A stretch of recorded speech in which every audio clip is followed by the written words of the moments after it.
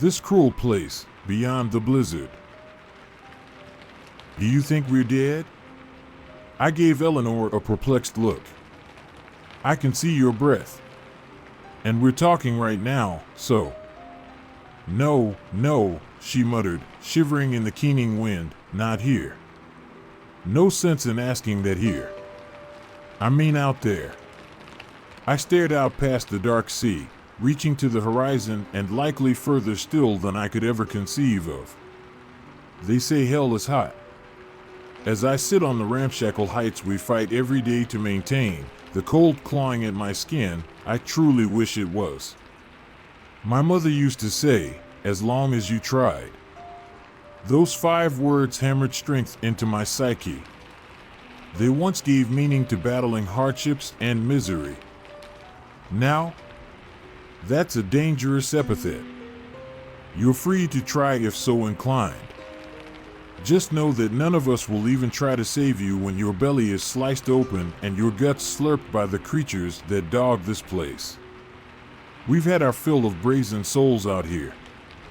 They serve to be torn apart in our place. I suppose it's something to be grateful for. The braver you are, the quicker you'll learn. Bravery is as insubstantial as a death in this place. I should backtrack. I'm an extremophile. Always have been. After the first time that adrenaline rush flooded my veins, I was hooked. Water sports, base jumping, spelunking, anything you can name, it's likely under my belt. The one activity I've found myself coming back to is mountaineering. Ever since my dad took me up into Snowdon, there's been an inscrutable urge to summit something higher. Something steeper and harsher. This leads me to my most recent trip, summiting Monte Rosa's tallest peak, the Duferspitz. My climbing partner and good friend Rob climbed it in 2018. He shared plans for a second summit, so I took him up on the offer. I say climbing partner, but with my skill level I mean guide. Rob's expertise blows mine out of the water. Nothing much of interest happened on the drive. Long, boring, standard overall. When we arrived, the parking lot serving as our starting point was empty and quiet. Dead still. There was an air of unease lingering around us. Around me, at least. If Rob felt it, he didn't show it. But it was there, and I should have taken it as a warning. That's retrospection for you. Looking up at Monte Rosa made everything seem so insignificant. Its monster of a rock face stood mighty and gazed out across the landscape. Ants are beholden to a molehill in their dominance. God help any who climbs it. Instead, we planned around the Marinelli Couloir, a steep and snow-laden gully. We tripled and checked our mandatory gear. Ice picks, crampons, ropes, etc. All present. Clear and cold mornings were forecast for the ensuing week, perfect climbing conditions. Rob's meticulous planning was impressive, to say the least. I'd be lying if I said I wasn't a little envious. The mountain hut alone was a 4-hour climb, though the terrain was forgiving. Hard-packed snow crackled below my crampons. A reassuring sound.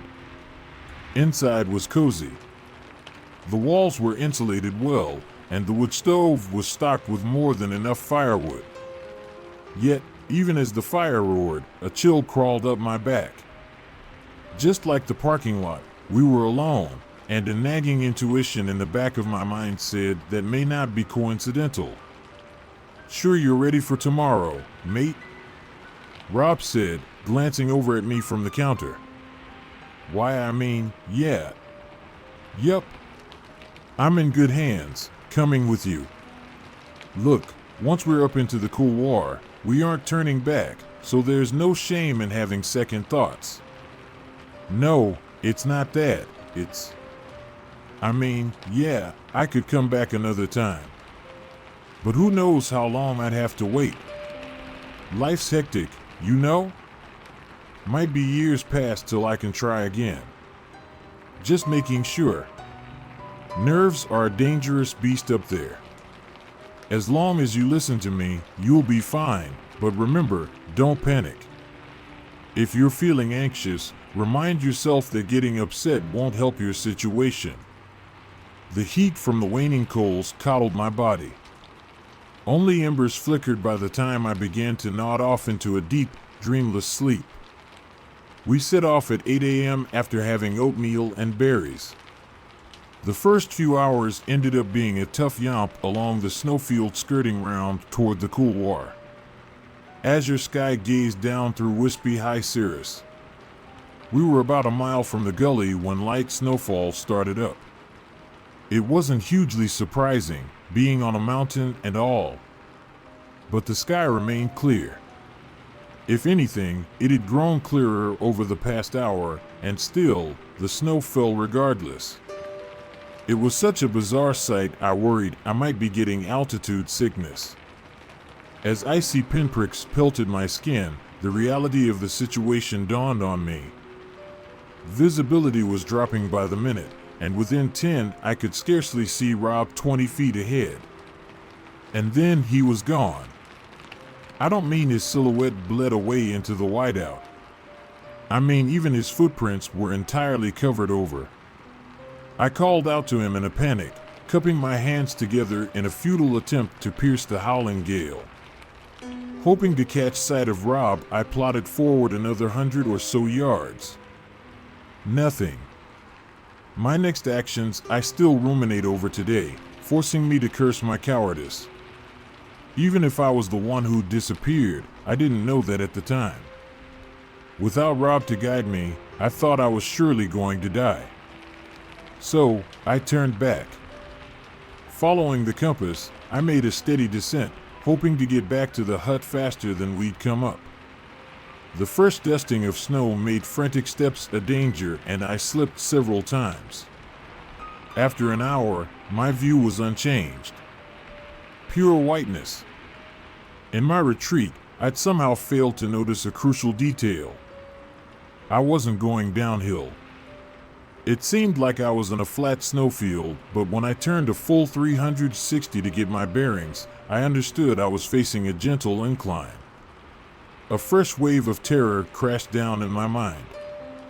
I glanced down at the compass, and to my horror, saw its needle replaced by a listless, spinning blur. I tried my best. Mom would have been proud. But the cold wore me down, the snow merciless as it pelted me. My footsteps grew closer and closer together until there were no footsteps at all. I crouched on one knee. I wasn't shivering anymore. Well, I did feel pretty warm. Hot. I went to unzip my coat when a stark patch of lime caught my attention. An abandoned tent, long left to endure the elements. It looked old. My dulling mind didn't catch the oddity that it wasn't already buried by snow. Our tent was in Rob's pack, and with him out of the picture, this was my only chance at survival. There were a few small tears in the canvas, but the tent sufficed in its primary purpose. Still, I had no means of warming myself up. Bundled tight in my sleeping bag, I felt the weight of exhaustion settle, and no sooner did my eyelids droop and my eyes roll back. The fact I awoke at all filled me with a sense of relief. Brain still groggy, I sat up and observed the tent's interior. It had fared well in the figurative flashbang of a snowstorm. Something was different. The small tears only looked out onto white, but all was quiet. Never has there been a silent blizzard.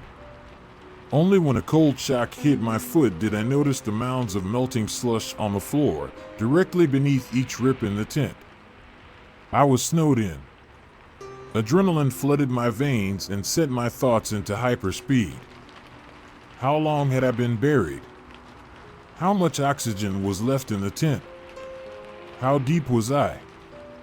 Don't panic. Freaking out won't help.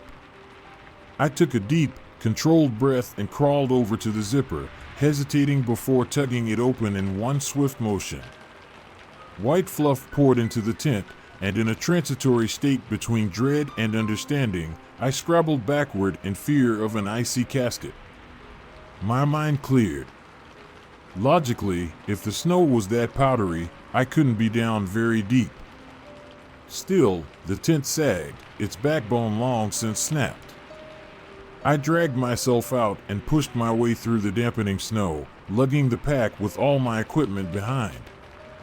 With the gap collapsing in on itself behind me, I planted my boots in the snow and stood. I wasn't in Monte Rosa. I wasn't in the Alps. I wasn't even on a mountain at all. Standing near the bottom of a sort of half-cone slope, the horizon-wide expanse of dark water was the first hint I was somewhere else entirely. I could tell the ocean was a way down, but only after shuffling down to the edge did I catch a glimpse of the precipice. A rugged ice face plummeting some 400 feet. Vertigo struck instantly, knocking me onto my ass, hands splayed like starfish. Something sticking up near the edge caught my eye. It resembled the curved rails of a pool ladder, if said ladder was poorly made and rickety, with coarse gray rope tied to each side. Graying fibers sequestered by an equally ashen backdrop. A tiny ray of hope beamed somewhere deep inside me. Maybe someone was here. I crawled through the powder and gripped the steel bars. My gloves did nothing against the inexorable chill of wind-beaten metal. Still, desperate curiosity willed my head and shoulders to lean over the precipice.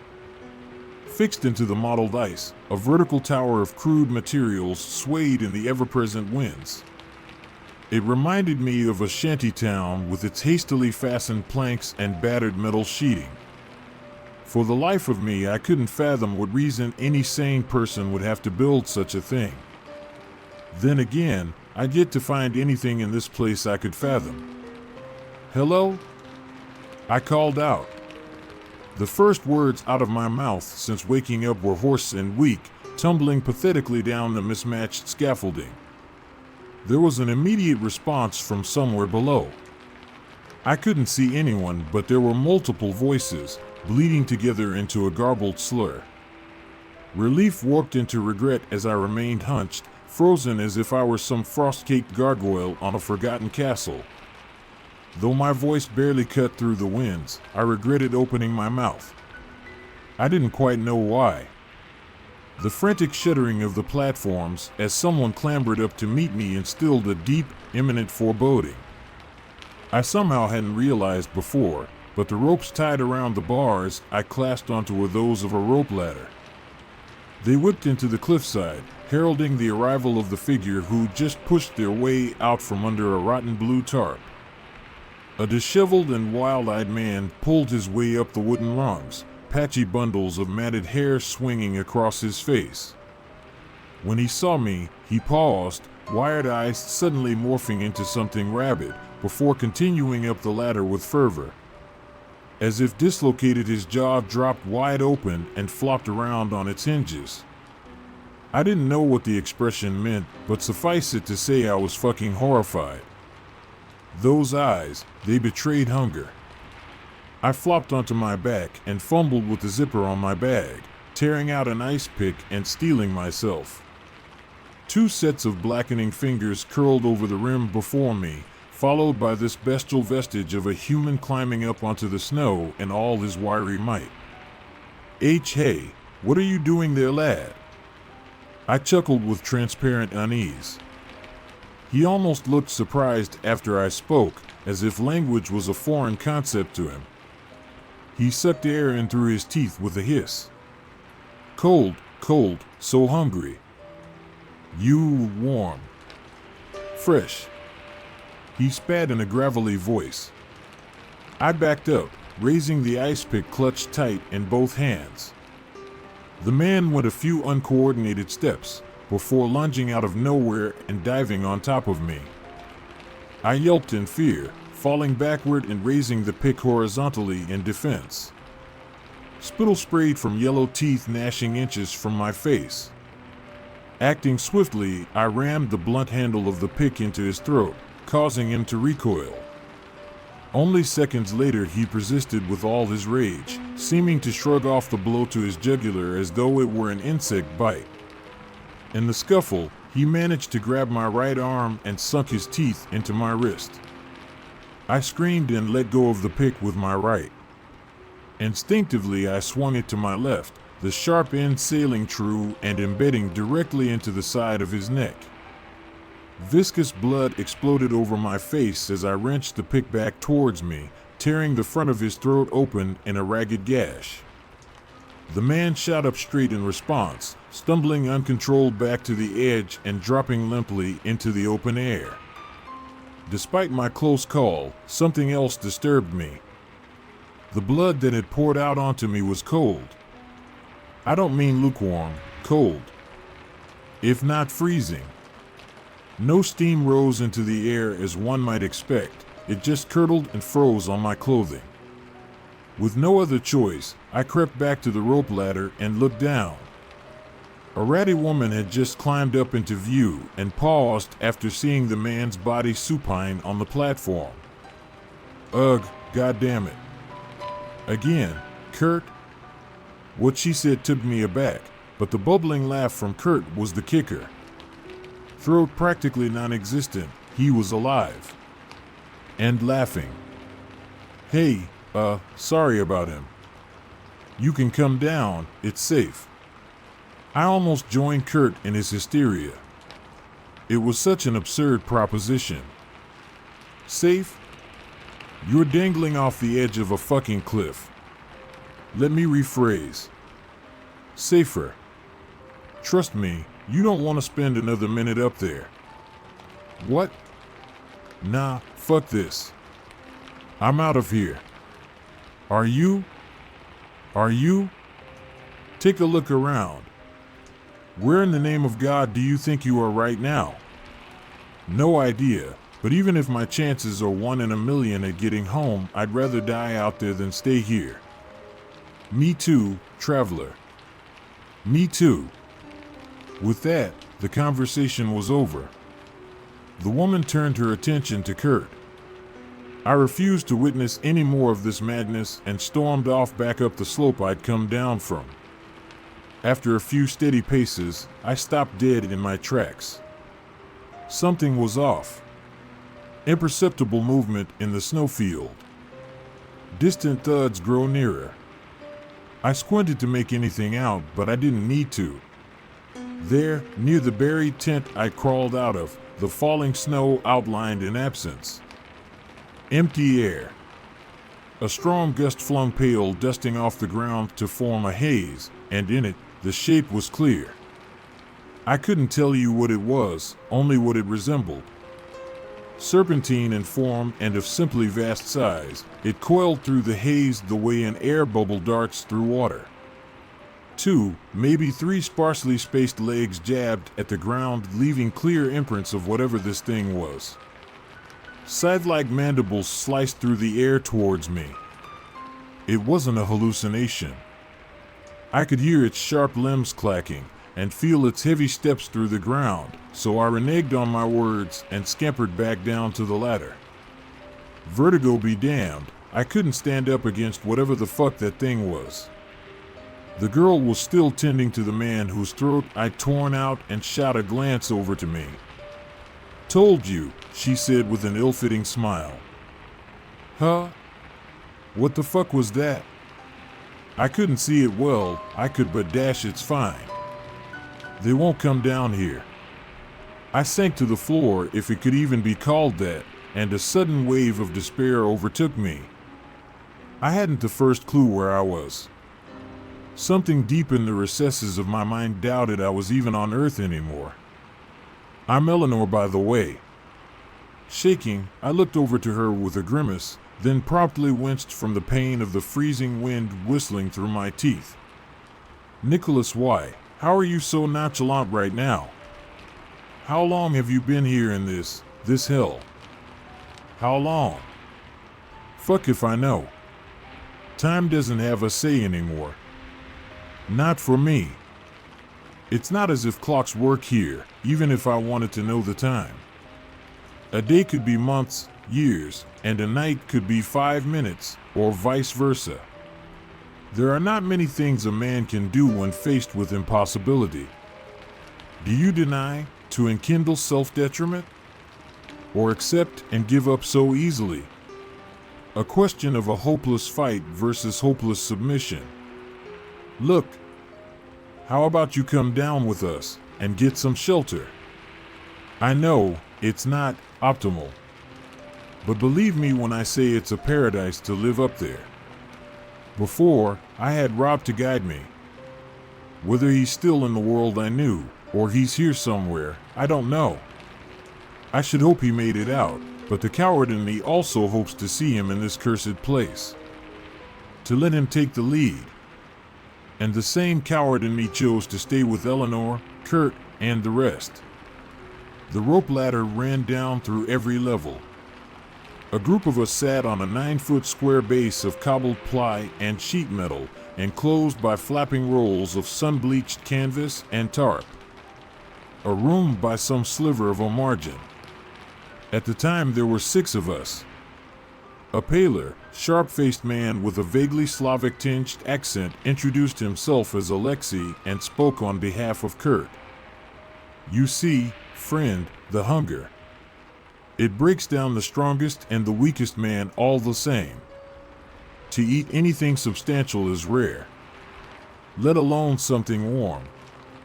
Of the remaining 2 were Nia, a tan woman whose dappled skin displayed mild vitiligo, and an older gentleman bearing several tight pink scars over his hands.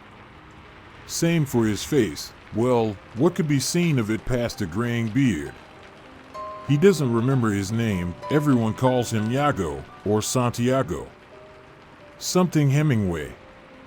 Never read his works myself, but as far as wind-beaten fishermen go, Iago certainly looks the part. It took a while of idle chatter for me to finally come around to the question seeping through my thoughts. So, how do you survive here? 8 words were all it took to derail the conversation and have them exchange pitted glances. Ain't a matter of surviving, son, Iago rasped. It's a choice between lesser evils. I was exasperated. What does that even mean? You old dash. Iago's sunken eyes toppled my wool and I trailed off. He huffed, more with fatigue than frustration. Try as you might. Can't die in this place. I went to bite back, but swallowed my words as I remembered Kurt. He lay beside us under a dirty sheet. Nia must have caught on because she reached over and tugged the fabric down to reveal Kurt's injury. Now, his ruined throat was filled with what looked to be ice. Only, the ice looked tainted. Putrid almost, with sallow mycelia exploding within. Crimson tributaries forced their way through the frost, up on the left, down on the right. Tingling dread crept similarly, up my spine and neck, and flowing back down through my chest. If this was reality now, then, well, I don't fucking know. What moral is there? What sadistic law of nature permits this? With no other choice, I've learned quickly what to do and what to avoid. Either empirically alongside my fellow captives or from their lessons. Every few, just whenever we need to, we set out in the snowfield above in alternating groups of 2 or 3. Oftentimes the invisible creatures move to someplace else, leaving the path clear for us. I'd let them use my ice picks, though I made it clear that if it was my turn, I'd always have one in hand. The third member used some kind of socket wrench with a sharp stone driven into the end. The iceberg is possibly the most treacherous ground I've ever had to traverse. Fissures hide under deceptive snow overhangs. One misstep on such unstable ground means falling 100 feet into an icy casket. That wouldn't be so bad, since you could eventually climb your way out, only the boreworms that tunnel deep inside the ice are quick to snatch up anything coming their way. Worse still, those see-through monsters come and go as they please. I have been caught, what, 8 times. The way their mandibles carve and cleave, they must be serrated because it hurts. It fucking hurts, and I'd rather not experience the sensation again, but we have to go searching. We have to. Most of the time we find little. Usually nothing. A beaten metal sheet or frost-blackened planks are cause for celebration. You see, our cliff dwelling doesn't stay by itself. If only it were that easy. No, the iceberg is sinking constantly, at a glacial rate, into the abyssal brine below. Perpetual snowfall packs itself down into ice over time and roughly maintains the iceberg's elevation. So we have to deconstruct. Dismember the lower levels and lug them back to the top. Drive old rebar into the cliff with blunt objects and fasten everything back together. If that does not work enough, the whole iceberg sways imperceptibly over time. It tilts forward to precarious angles, resting for a drawn-out solstice before tipping backward again. Lose your presence of mind and there's no second chance. Down into the freezing waters you go, torn apart by scaled monsters with their jagged spines and shark's teeth, never blessed with the mercy of death until every cell in your violated body is torn and strewn asunder. Of course, there's a respite when the iceberg leans backward. It's not something to get complacent with. Listen to that nagging reminder telling you that, at some point, you'll be back in the same spot. That's your survival instinct talking, obsolete as it is. And even then, when you feel prepared for anything, this place always has an ace up its sleeve. My first introduction to this concept was, well, it was a while after my arrival. I'd like to embellish the memory, to say we were sitting around a fire, something to that effect. No chance of that. Even behind cover from the wind, it's like the warped physical laws here outright forbid sparks and flames. No, I sat beside Alexei and Nia on a pile of salt-crusted clothes. Without much else to pass the time, we'd engage in half-hearted games and hobbies. Contrary to his appearance, Yago had a strong singing voice. I'm kind of amazed he can remember any songs. The man can't recall his name for Pete's sake. I guess it's like Alzheimer's, music's the last to flee memory. Or so I've heard. At the time, he stood out on the platform before us. He was singing. I think it was Green Grass of Home. Despite the choppy gale, his voice carried. It was pleasant. This song in particular rang with poignant nostalgia. Once Yago finished, he stood with his hands held together. Pretty good, old man. Alexei cheered. I bobbed my head in agreement. That's something. God knows I would not have pinged you as a singer, said Nia. Yago chuckled and, for a fleeting moment, our troubles were lost. I guess we were too distracted to hear the heavy shuffling from below because we fell back to silence when an enormous hand wrapped around the edge of the platform. Whatever pulled itself over that edge, it was no creation of a sane god. Gray, blubbery flesh rippled in the wind. A disgusting, bloated thing the size of a tractor tire peered over at us. Ahead. Scattered perforations in the sides must have been ears, but it had no facial features other than a burbling, X-shaped hole right in the middle. 2 or 3 more sets of hands clambered their way up to us, somehow crawling up the ice as if they were geckos. None of these details held a candle to what their overall features resembled. Infants.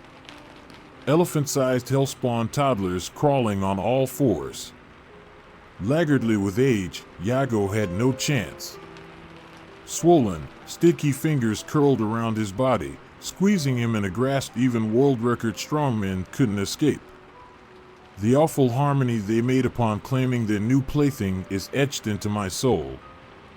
Gargling coos of childlike elation, deep in pitch and easily drowning out Yago's hysterics. In the brief period before they left, I watched, oblivious to the screams of Nia and Alexei, as the creatures shook him around and pulled at his limbs. All I could hear were joints and bones snapping and cracking. The creature holding Yago brought him up to the dribbling hole on its face. The hole dilated, revealing a cavernous passage of dripping flesh, and, with slowness, I'm sure was intentional, pushed Yago inside, feet first up to his neck. It closed around him with such pressure I could hear his body breaking, and with crushed lungs, he couldn't even scream. And just like that, they descended, leaving us with a cold, space shaped like an old man. That's how it goes here. No mercy. Just suffering. Endless, indiscriminate suffering. There are a handful of things we can predict, or at the very least, expect. It may be logical to melt the ice and drink it.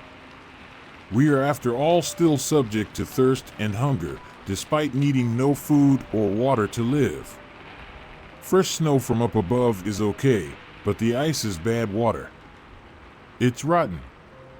It putrefies and becomes teeming with disease.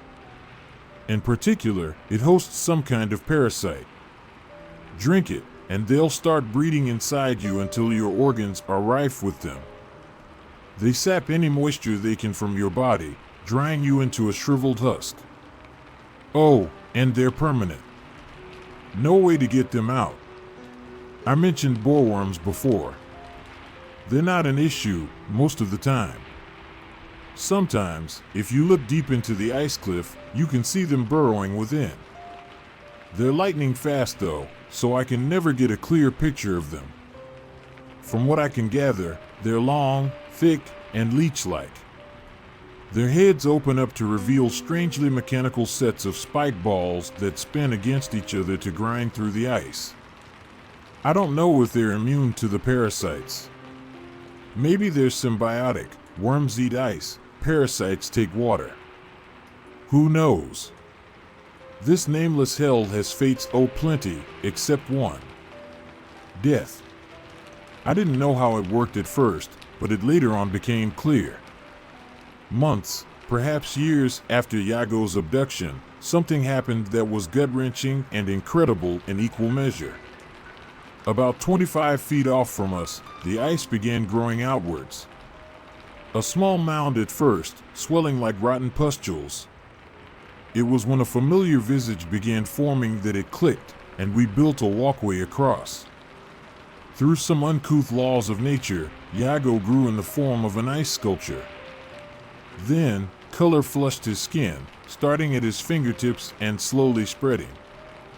He eventually broke free with a crack and a pop and fell into our arms, vacant-eyed and nude. A grotesque and wholly unnatural birth. Yago was never the same after that. Deference held our tongues from prying, until the curiosity got too much to bear.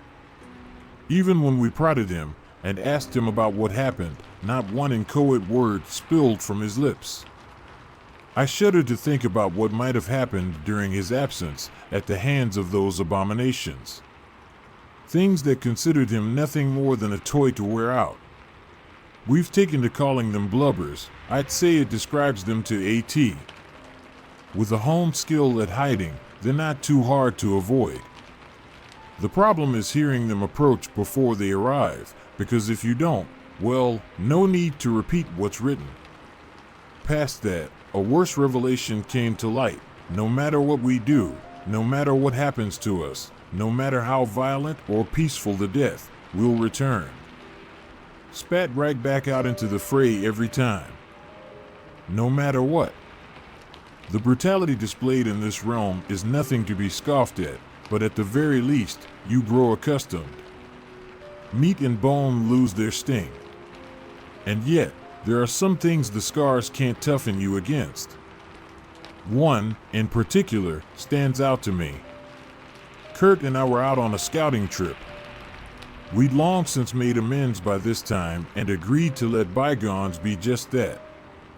Plodding along the ridge of a snow dune, Kurt cocked his head to look at something, then grabbed my shoulder with a wary firmness. Get down. Now. We both dropped down below the cover.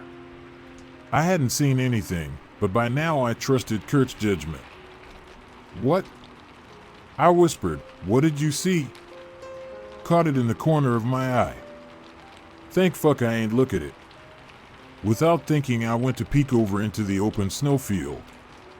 Kurt tore me back down by the scruff of my jacket, bringing me to eye level. The hell you doing, you fucking oaf? Don't look at it. I stared, confused. At what? The uncoupled. Should get Ellie to go over. Whoa, slow down. Uncoupled?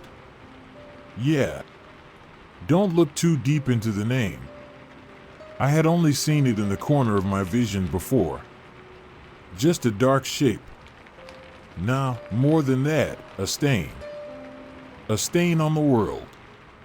Carefully, I turned my head in the direction he'd seen it as if I'd be able to see right through the snow. Okay, if you can't look at it, how do you know? Been plenty here before you, mate. Knew one or two of them.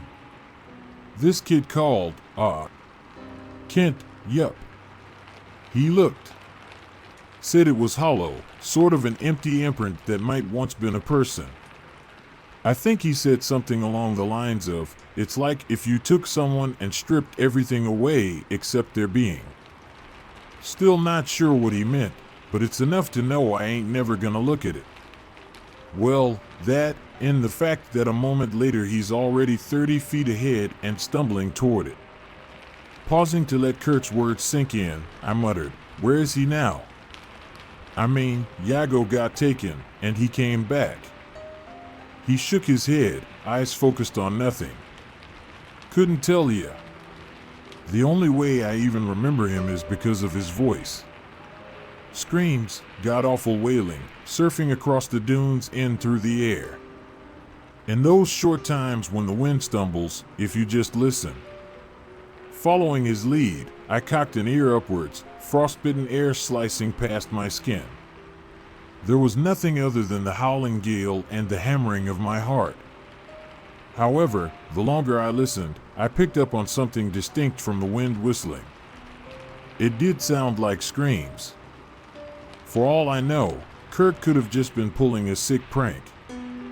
It's easy to hear things that aren't there. To see what you want to see.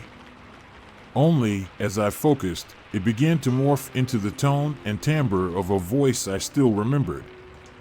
One I remembered well. It was the last voice I'd heard before this all happened. I tried not to think about it. Help me. The words were hissed straight into my ear. It startled me so badly that my legs straightened and I hopped off the ground. No question that time. It was his voice. After that, it wasn't a matter of not thinking about it, but of trying to forget. I must have been in a trance when Kurt spoke up again, snapping his fingers. Hey! You all right?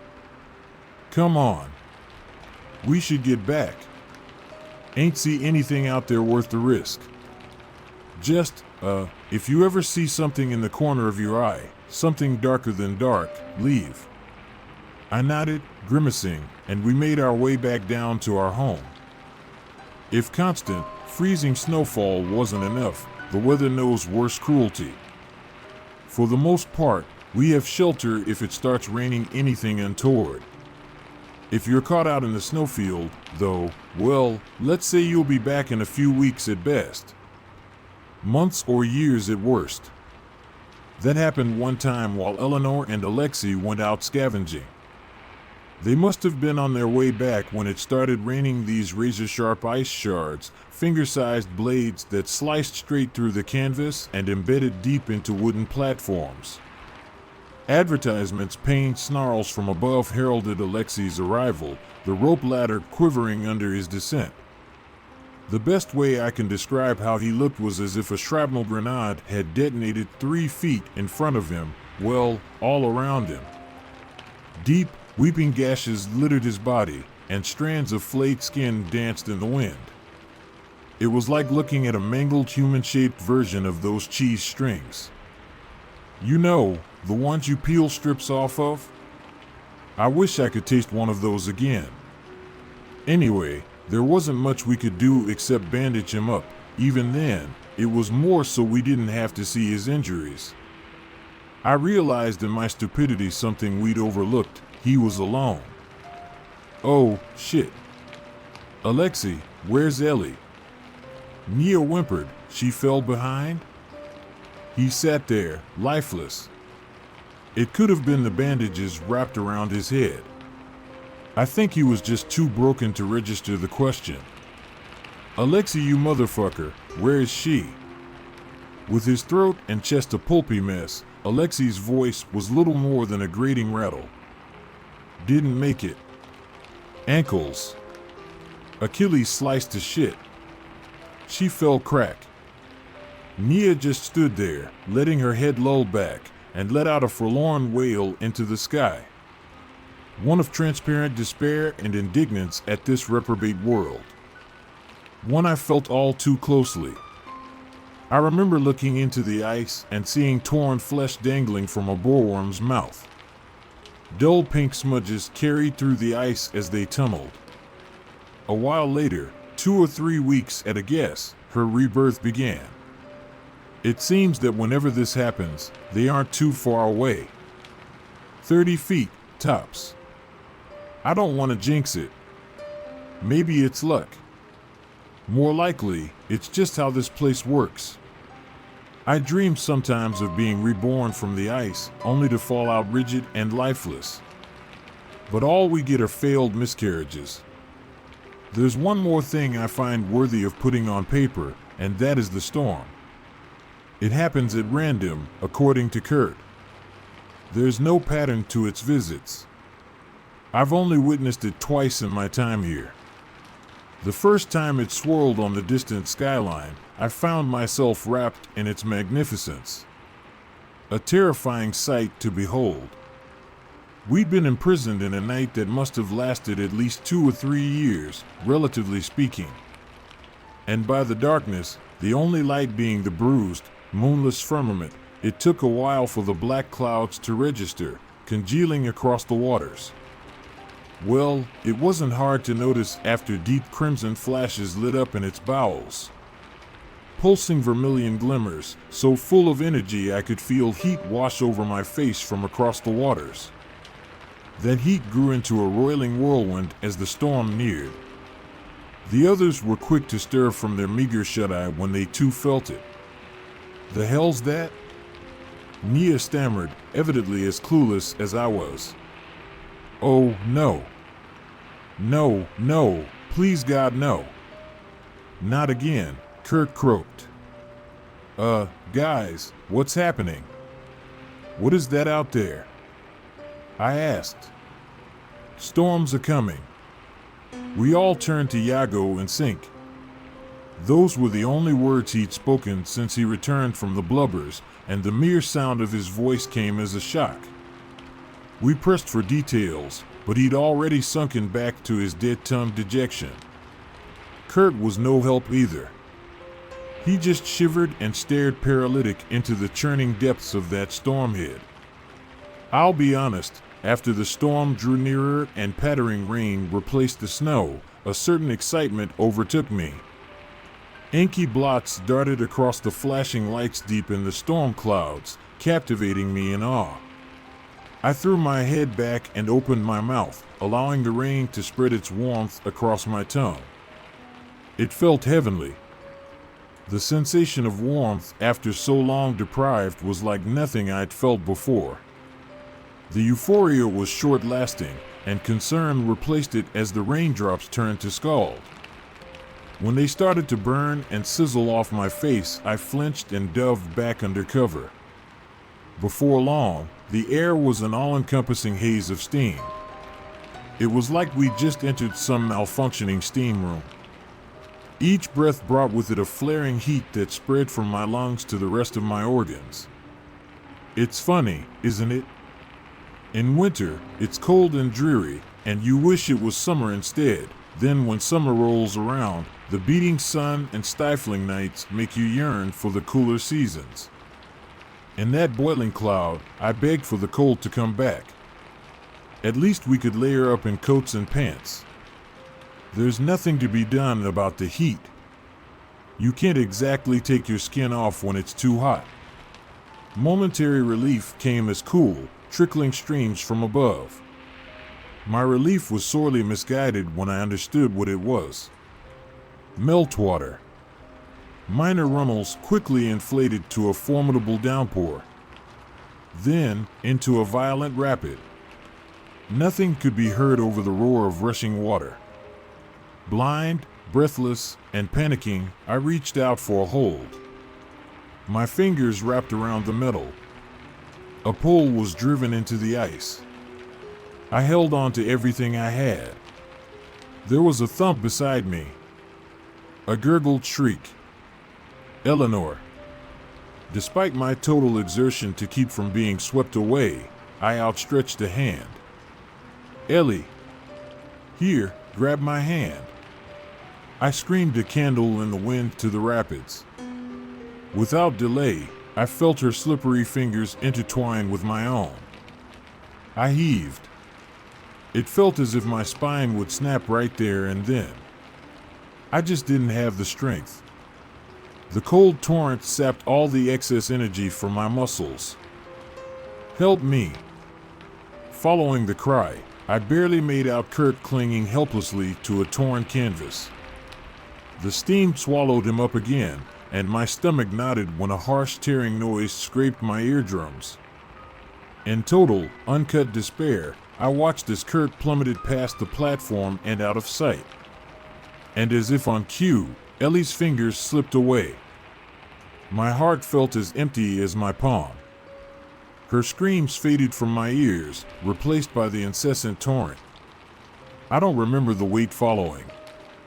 Only the waterfall suddenly abating, giving way to a familiar gray murk hanging in the sky. Kurt and Eleanor were gone. In any other situation, I might have found solace knowing they'd drowned, or perhaps even died on impact with the ocean. Of course, that was out of the question. We were left knowing with absolute certainty they were going through unimaginable suffering, and far more to come. Whether at the hands of unseen leviathans, blubbers, or any other nameless things lurking in the depths, it didn't matter. I just hoped whatever found them was vicious enough to tear them apart, digest their bodies into nothing, and allow them to return. A week passed, and Eleanor began to regrow. Another 2 weeks later, Kurt appeared. After their rebirth, we all knew better than to prod. Just leave them be. Let them process it. Let them decompress.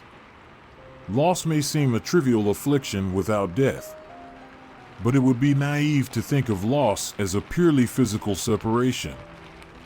Yes, you may be taken away, put through unspeakable suffering, and then be reborn. For lack of a better term, those victims lose some integral part of their being. Slowly. Chipped and whittled away.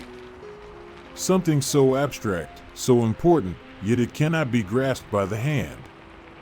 Once it's gone, there's no reeling it back.